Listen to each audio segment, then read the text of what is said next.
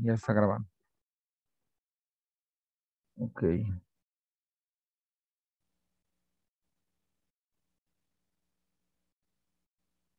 Esos, quedaron muy grandes. Voy a subir el grupo para acá. ¿Sí lo ven? ¿Se alcanzan a verlo? Sí, profe. Sí, profe. Gracias.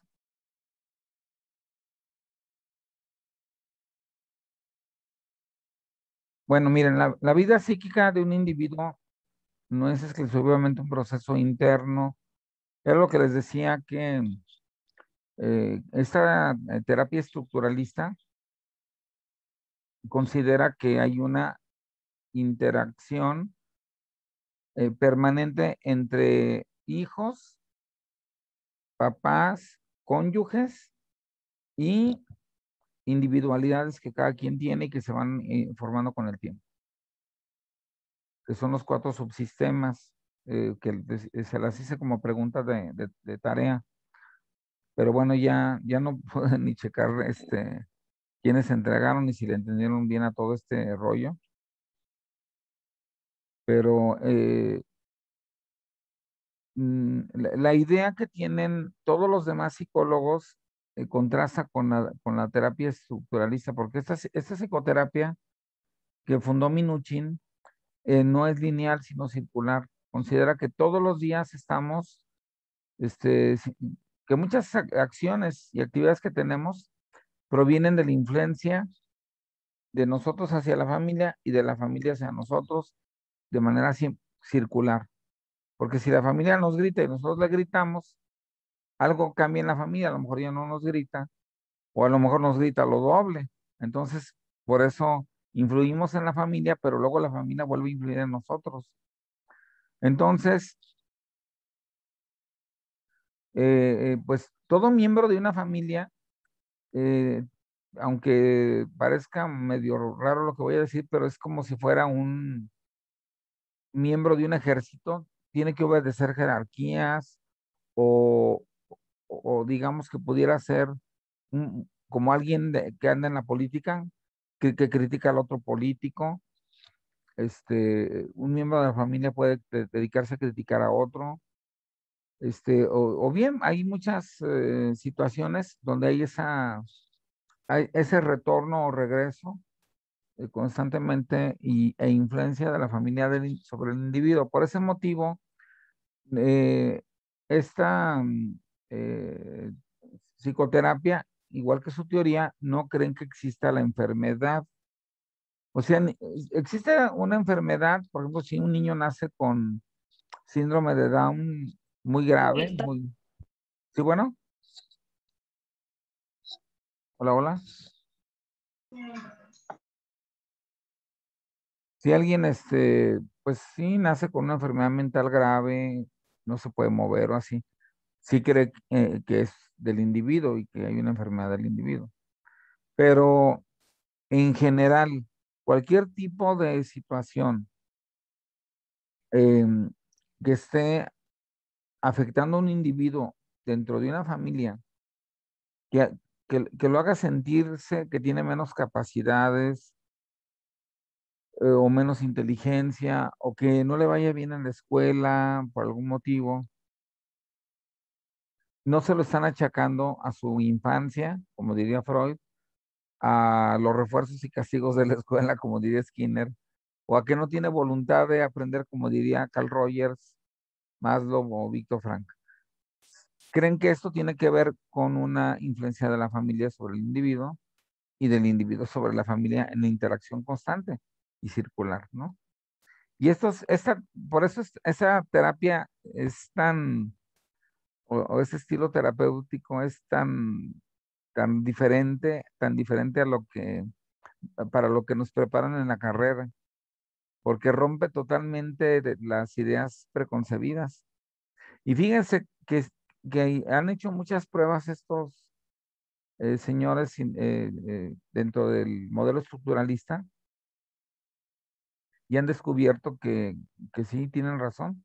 Por ejemplo, una niña que tenía diabetes, que estaba diabética, constantemente caía al hospital y necesitaban darle tratamiento urgente con insulina porque podía tener un coma diabético.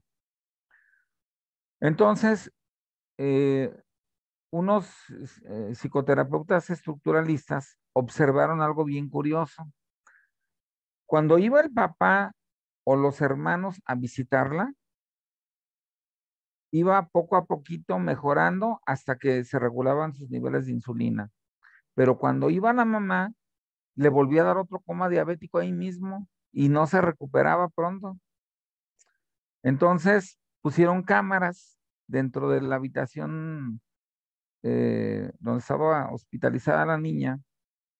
Era una niña como de 11 o 12 años y observaron algo muy interesante.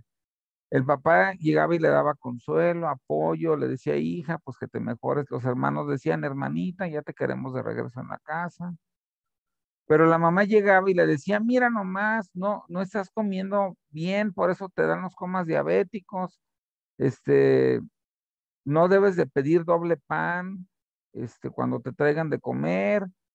O sea, se la pasaba regañándola. No, bueno, la regañaba con el propósito, pues sí, de que se cuidara, lo que ustedes manden y gusten, pero esa forma de ser de la mamá generaba que algo ocurriera en su mente que le generaba el coma diabético. Y ahí se ve el vínculo entre, pues lo que se le llamaría la somatización en psicopatología, ¿no? O sea, el, ¿cómo decirlo? La presión de la mamá se sintomatizaba en el momento en que el páncreas dejaba de producir insulina. Entonces observaron que era un problema de tipo familiar sistémico. O sea, aparte esta niña era un poco más inhibida y retraída. Entonces fue un psicoterapeuta a la casa y empezó a analizar los elementos de la familia y la mamá casi siempre opinaba de todo y de cómo deberían de hacerse las cosas en la casa. Ahí el psicoterapeuta no interpreta a la mamá, porque no le interesa las broncas que tenga la mamá, que tenga el papá o que tenga la niña, sino le interesa la estructura, o sea, el todo. Entonces a la mamá le dijo, por favor, le- eh, ¿pudiera usted hablar exactamente la misma cantidad de palabras de su marido, más o menos, pues, y de los demás hermanos? No, pero es que ellos no saben, es que yo tengo la responsabilidad de la niña, y entonces le puso un hasta aquí el terapeuta, en el momento en que la mamá empieza a hablar menos y el papá a hablar más, igual que los hermanos, se empieza a reestructurar todo y la niña empieza a dejar de tener comas diabéticos.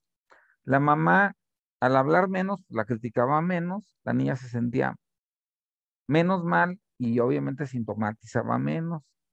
O sea, para ellos no hay un enfermo mental o un enfermo mental somático en este caso, sino que es la familia la que lleva y coloca al miembro en un lugar específico em, que, que, que se le llama paciente identificado, ¿verdad? Bueno, las modificaciones en una estructura familiar son las que producen los cambios. O sea, ellos no creen que deban de hablar con la niña, a ver cómo se siente, cómo vive la situación de su diabetes, etcétera, sino que hay que reestructurar a toda la familia para que se curen. Porque para los psicoterapeutas estructuralistas, toda la familia está enferma, nada más que hay un miembro que expresa la enfermedad de la familia. A este miembro se le llama paciente identificado, ¿sí? De hecho, dentro de esta teoría, cuando un terapeuta entra a la familia, por cierto, en la psicoterapia familiar sistémica, puede ir el psicoterapeuta a la casa de la familia. Y en todas las otras terapias, la de Maslow, la de Skinner o la de Freud y todos sus derivados, ellos deben de llevarte al enfermo, que sería nada más a una persona, al consultorio, porque se considera que ese es el que está mal. Y estos son como más atrevidos de decir, toda la familia está mal, porque desde el momento en que alguien tiene más jerarquía, por ejemplo, en este caso, si la mamá tiene más jerarquía que el papá, porque puede hablar más, porque el que habla más tiene más jerarquía en general, impone más sus criterios, son más rígidos y el papá se adapta, pues obviamente se tiene que, para ellos hay una enfermedad, ¿sí? O sea, en sí, toda la familia está enferma, pero lo está resintiendo la niña está resintiendo toda la enfermedad familiar. Los hermanos que no les está afectando a la mamá, se están quedando, se salvan. ¿Por qué? Porque está pagando la culpa, digo, la forma de ser de la mamá la paga nomás un miembro. En general, esta lógica eh, es de que no puede ser que un miembro enferme a toda la familia, sino que es al revés. Por ejemplo, anteriormente, con los modelos freudianos y maslowianos y skinnerianos, un miembro con alguna enfermedad mental iba contaminando o echando a perder, por así decirlo, a los demás miembros y generaba muchísimos conflictos en la familia, supuestamente el miembro enfermo, ¿verdad? Pero ellos descubrieron, según sus análisis, porque pues también todo esto es algo que no se crean que está tan sencillo, porque hay gente que es marcadamente freudiana y no está de acuerdo con ellos. Y hay gente marcadamente psicoterapeuta estructuralista y obviamente pues no está de acuerdo con los psicoanalistas. Pues aquí yo lo que les digo es que pues tenemos que comprender y estudiar también este estilo terapéutico que es muy, aparte mucho más moderno, este, pues tratar de aceptar como que existen dos verdades, ¿no?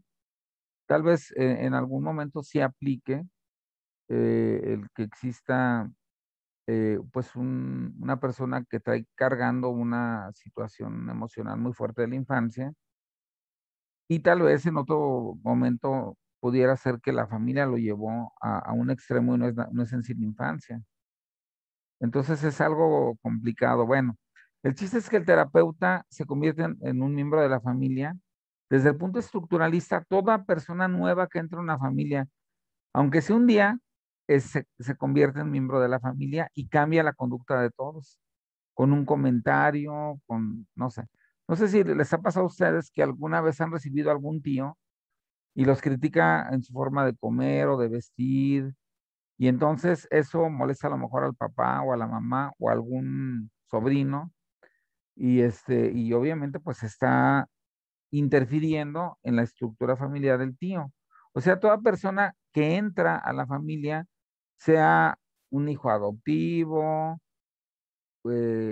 inclusive un huésped, alguien que no es pariente tuyo, pero que le está rentando un cuarto de la casa y de alguna manera convive con los demás miembros, se convierte también en un miembro de la familia. El terapeuta también se convierte en un miembro de la familia, pero ya a ese grupo no se le llama grupo familiar, sino grupo terapéutico. Pero el terapeuta en este caso sería como el que tiene más jerarquía, porque es el que genera los cambios para que estén en equilibrio todo. Según su teoría de la psicoterapia estructural sistémica, la enfermedad proviene del desequilibrio entre las funciones que cada quien tiene que asumir. Por ejemplo, si un papá no hace nada, está nomás acostado viendo la tele y la mamá va y trabaja, pues hay un desequilibrio. ¿Por qué? Porque pues el papá tendría que limpiar la casa en todo caso, ayudar con los niños. O al revés, una mamá que es negligente, que no atiende su casa, no está al pendiente de sus hijos, y el papá pues se desvive por ellos y aparte va a trabajar, pues aquí también tiene otro desequilibrio. ¿Sí me explico?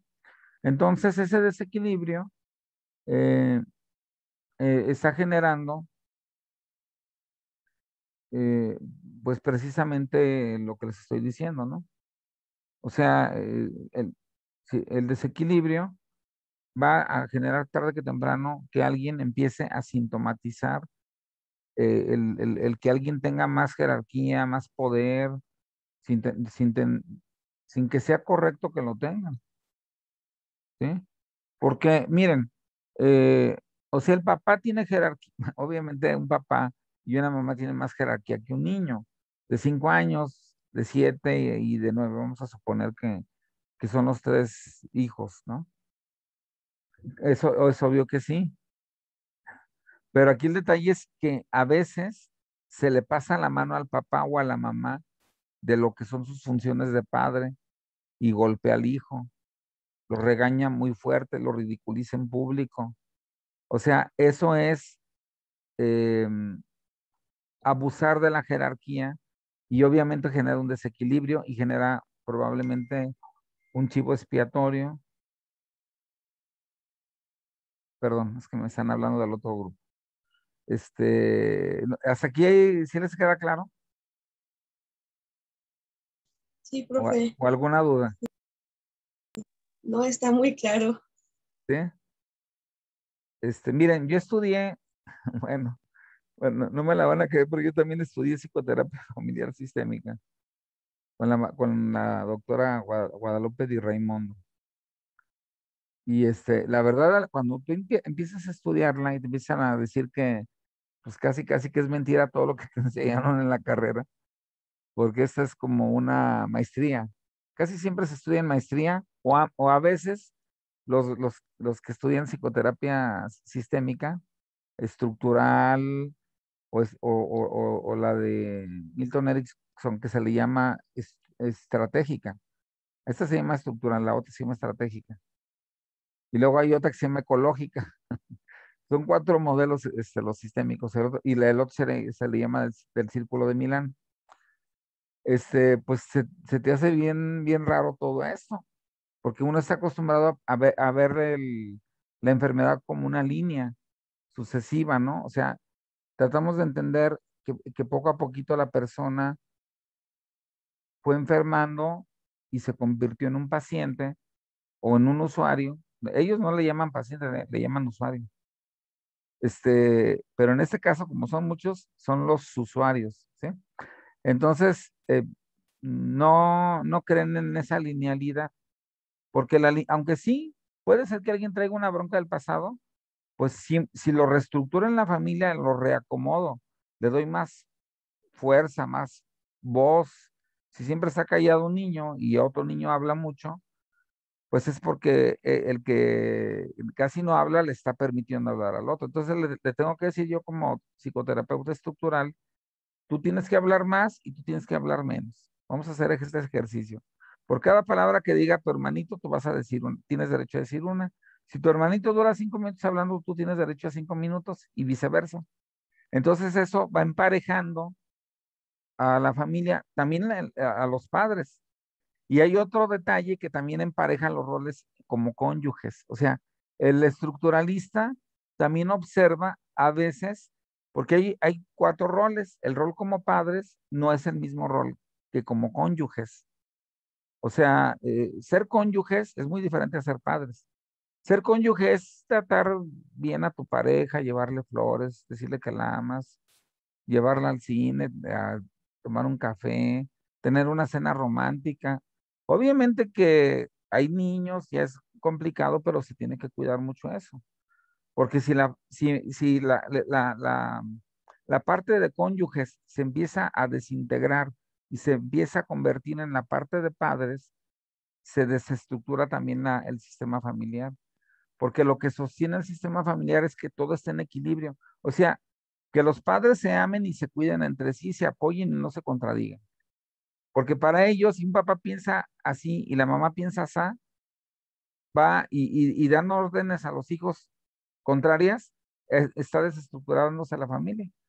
Tienen que ponerse primero de acuerdo como cónyuges para luego actuar como padres con un solo estilo que no sea muy agresivo ni muy débil, que esté como que en armonía.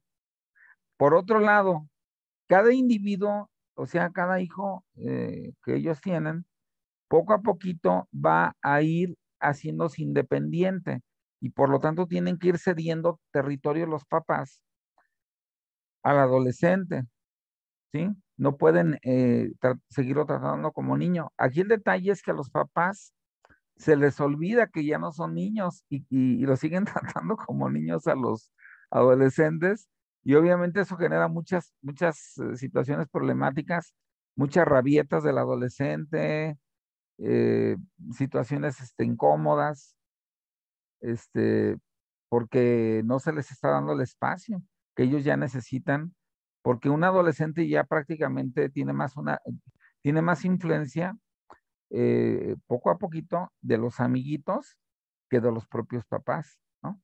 Y está buscando una pareja también, ¿no?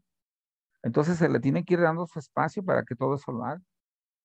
Y no estarle diciendo que tiene que llegar a fuerzas a una hora o que me refiero a un adolescente tardío, a lo mejor un adolescente temprano que tiene 14 años, pues sí, pero poco a poquito irle soltando la rienda, porque si no, entonces también se desestructura la familia, porque toda familia está obligada a entregar a sus hijos al mundo para que formen otra familia. Entonces, hay familias que te atrapan tanto en el sistema, aunque están en equilibrio, digamos, pero no te dan independencia, no te dan espacio, entonces también genera patología. O sea, está muy interesante este estilo psicoterapéutico. No sé hasta aquí si tengan algún comentario. Nada más le tenía una pregunta, profe. Ah, sí, ¿Usted dónde estudió la carrera de psicología clínica? en Querétaro, En Querétaro. sí. Ujú. ¿Pero en qué Tengo escuela? en la Universidad Autónoma de Querétaro. Se llama UAC. De hecho, la siguen ofertando. No es allá está por áreas, no es general, no es psicología general. O eres clínico, o eres laboral, o educativo, o social también tienen allá. Y tienen otras 4 más que ahorita ni me pregunten porque no me acuerdo bien, pero son 8 diferentes. Y Y también maestro, tienen, ¿y usted cuál recomendaría aquí en León? no, pues miren, toda la psicología de México nace en Querétaro, porque es a donde van a vivir los primeros psicoterapeutas que salen de Argentina expulsados por un movimiento violento que hubo en esa época, como en los 50, y fundan la carrera de psicología en Querétaro. De hecho, es la primera carrera de psicología que hay. Toda la gente de Guanajuato se fue a formar a Querétaro y luego fundó la Facultad de Psicología en León, pero venían de Querétaro casi todos. Entonces, Querétaro, de hecho, si tú ves los programas de maestría de la UNAM y los programas de maestría de la Universidad Autónoma de Querétaro, la Universidad, la UAC, de donde yo egresé, tiene 8 maestrías en psicología diferentes. Y la UNAM solamente 7. O sea, le gana con una, ¿sí? Porque hay una que se llama psicoterapia integral, maestría en psicoterapia integral. Hay otra que se llama maestría en psicología del trabajo. Otra que se llama maestría en psicología de procesos laborales, que no es en sí de psicología del trabajo, que ve más como que ve más a la organización y menos al empleado. Y la otra ve más al empleado que a la organización. Y tiene la maestría en psicología clínica, está basada casi totalmente en Lacan, ¿sí? Y Maestro, ¿y cuánto tardó en estudiar la clínica? son 2 años. Las maestrías usualmente duran 2 años. Ya se han estado acortando a 1 año y medio, así, pero en general pues son 2 años. Casi toda maestría dura 2 años. Yo estudié psicología de la familia con el enfoque sistémico, con la maestra Di Raimundo, pero eso fue en UNIVA, porque me preguntaron de la clínica, pero de la estructural, porque la sistémica tiene, yo no nada más conozco O no nada más nos enseñan la psicoterapia estructural, que es la más, para mi gusto, la más relevante de las cuatro, que está la estructural, que estamos viendo ahorita, la estratégica, que es la maestría que antes tenían ahí en el Renacimiento, basada en Milton Erickson. Y luego está la de Ackerman, que se le llama la psicoterapia familiar ecológica. Y luego está em, la del Círculo de Milán. Paralelamente, en Palo Alto, que es una ciudad de California, y en Milán, Italia, se, se crean las psicoterapias sistémicas, donde consideran que no existe un paciente enfermo, sino que es la desestructuración familiar la que produce la enfermedad. Al mismo tiempo se da el Círculo de Milán y el Círculo de Palo Alto. El Círculo de Palo Alto produce la psicoterapia estructural, de hecho de ahí es Minuchin. Era argentino, pero se fue ahí, a Palo Alto, California. Y luego se le van sumando muchos psicoterapeutas como Jay Haley, que es el que habla de los triángulos. O sea, en una familia no debe de estar todo como se los estoy diciendo. El subsistema de padres, el subsistema de cónyuges debe de estar en equilibrio. Un papá tiene que ser tanto papá como esposo al mismo tiempo. O sea, no puedes tener o sea, refugiarte en los hijos y desatender a la pareja o atender demasiado a la pareja y descuidar a los hijos. Tiene que haber un equilibrio, ¿sí? Pero, por ejemplo, Milton Erickson no le interesaba tanto el equilibrio de la estructura, sino el darle algún tipo de prescripción para que cambiara el sistema, por eso se convierte en estratégica. Era una estratega, digamos, ¿sí? Y el modelo ecológico es un modelo donde considera que la familia tiene otro subsistema arriba, que es la familia de origen, que a veces se mete, y que hay otra familia que es la que se está formando y que luego hay una comunidad. Es un modelo mucho más amplio y mucho más complejo, donde se va perdiendo casi el fenómeno psicológico y casi estaríamos rozando con la sociología, ¿sí? Y bueno, en fin, son diferentes modelos. El de Milán es también muy interesante y muy parecido también al estructuralista. Por eso yo me baso casi en el estructuralista para que las personas a las que les doy clase por primera vez de este tipo de psicoterapia, pues no se confundan, porque Milton Erickson es bien confuso. Hacía cosas rarísimas y te quedas de a cuatro, ¿no? Hipnotizaba, por ejemplo. Esa es otra situación que agrega a la psicoterapia, que es la hipnosis. Y de hecho se estudian diplomados o maestrías en hipnosis ericksoniana, o también en psicoterapia ericksoniana, que era la que tenían en el Renacimiento, que la cerraron. Aquí en León, que yo sepa, no hay, sí había una, pero desafortunadamente murió uno de los fundadores y cerró la escuela. Se llamaba Instituto Milton Erickson, y ahí te daban la maestría en psicoterapia familiar estratégica, basada en Milton Erickson. ¿Algún otro comentario? ¿No? ¿Todo bien? Y miren, bueno, o sea, ustedes conocen ya bastante de lo clínico, ¿verdad? Pero la maestría en psicología clínica es totalmente opuesta a la maestría en psicoterapia sistémica, porque en la clínica, allá en Querétaro, es puro Lacan. O sea, solamente estudias a Lacan los 2 años, porque es una obra súper enorme, dejó muchísimos escritos Lacan, y ellos son lacanianos. Son freudianos, pues, pero con el enfoque lacaniano. Entonces, eh, eh, pues Lacan era médico, igual que Freud, no era psicólogo. Entonces, hablan de pacientes, no hablan de usuarios, este, ven la linealidad, ven cómo una situación de la infancia fue provocando la patología en la edad adulta. Para ellos no existe la circularidad y de hecho le echan tierra a los sistémicos y los sistémicos le echan tierra a los lacanianos allá en Querétaro.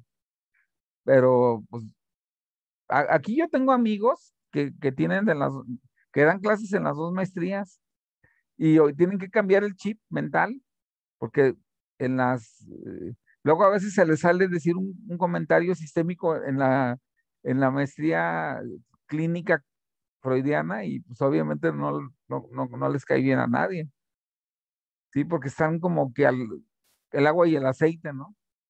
Antes pensábamos que el agua y el aceite era Freud y Carl Rogers, Maslow o Viktor Frank, y no, el agua y el aceite es lo sistémico y los demás.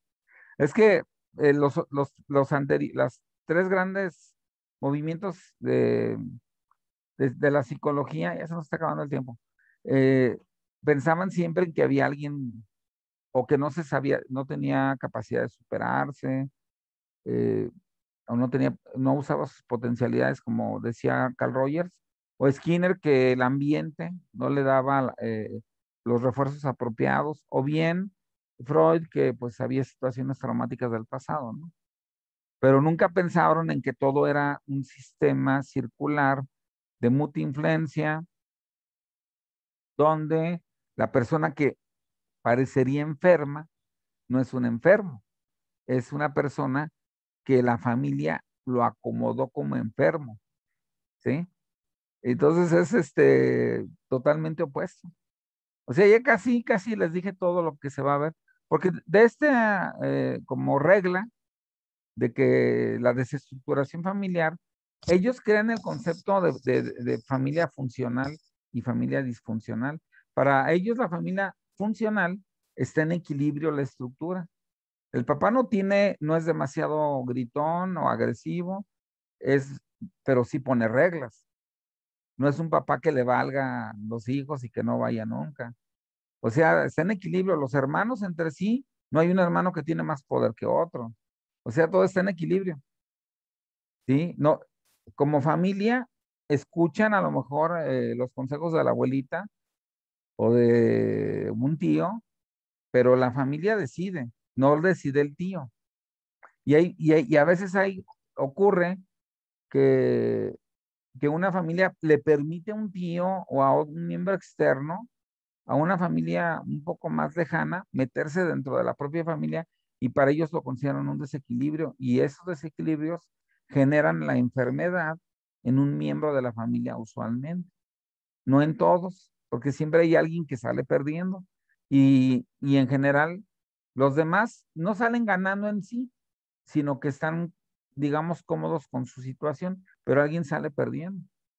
Entonces, ellos cuidan, o sea, los estructuralistas sistémicos cuidan mucho que la familia esté en equilibrio, que sea más o menos abierta para aceptar ideas externas, no rígida porque también hay familias que están cerradas a cualquier idea externa, se les llaman familias paranoides, y no, o sea, cualquier cosa que venga del exterior es mala, ¿no? Solo lo que digan la familia, tampoco es sano eso. O sea, tiene que tener cierta permeabilidad, pero no total permeabilidad, porque la familia al último decide. Puede escuchar, pero decide la familia. Entonces también eso lo toman en cuenta. Sobre todo el modelo ecológico. Habla mucho de los otros sistemas que afectan a la familia también. No sé si contesté la pregunta. ¿Todo bien?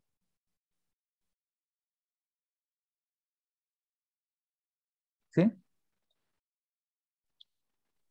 Sí, profe. Ok. Bueno, entonces, miren, pasamos a la siguiente. Es que sí hice muchas diapositivas. Yo creo que probablemente, no, pues seguramente no las vamos a alcanzar a ver hoy.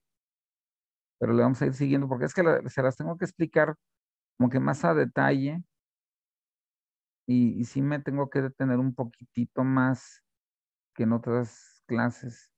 Miren, el objetivo de toda familia es el interno, proteger de manera psicológica y social a sus miembros. Es cuando la mamá va y se mete a denunciar que el niño llegó golpeado, llegó rasguñado y va y se queja a la escuela. ¿Por qué? Porque una función de la familia es defender a sus miembros de que la sociedad los ataque. Hay mamás que dicen, no, pues tú te lo buscaste o tú pégale, ¿por qué te dejaste? No debe de ser así. Tiene que ocuparse y investigar, ¿sí? Porque ese es un objetivo. Y el otro es darles tranquilidad a los hijos. O sea, esa es la parte interna, psicológica. Un hijo no debe de tener más estrés que el que tiene un papá. Debe de tener un poco menos. Sí se vale que el papá tenga más estrés que el hijo, pero no se vale que el hijo tenga más estrés que el papá. Y muchos papás creen, sobre todo en la idiosincrasia mexicana, que si regañan mucho a un hijo o si le están siempre sobre de él, sobre sus calificaciones o así, este, digamos que se va a superar, pero no, le estás produciendo más estrés y estás obviamente sacando tu propio estrés con el hijo. Entonces, eso no está bien. El papá puede ser que llegue muy estresado a la casa porque se peleó con su jefe y tiene miedo de que lo corran. Y el papá no puede quedarse callado, tiene que platicarlo y los miembros de la familia apoyarlo. También el papá necesita apoyo y la mamá también, ¿sí? Entonces, pues eso es lo que es uno de los dos objetivos.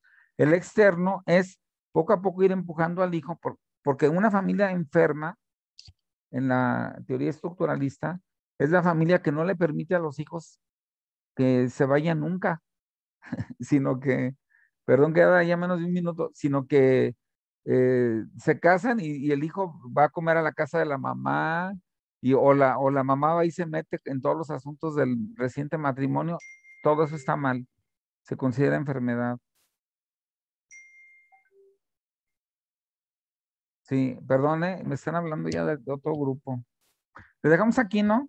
Sigan repasando. Luego les dejo más tarea. Discúlpenme, pero por los acontecimientos que pasaron me distraje un poco, pero ya estoy retomando y la clase y van a ver que vamos a terminar bien. ¿Sí? Sí, no se Les mando un preocupe. abrazo y un saludo y les subo luego el video. Sí, gracias. Sale, profe, buen día. Bonito día. Hasta luego.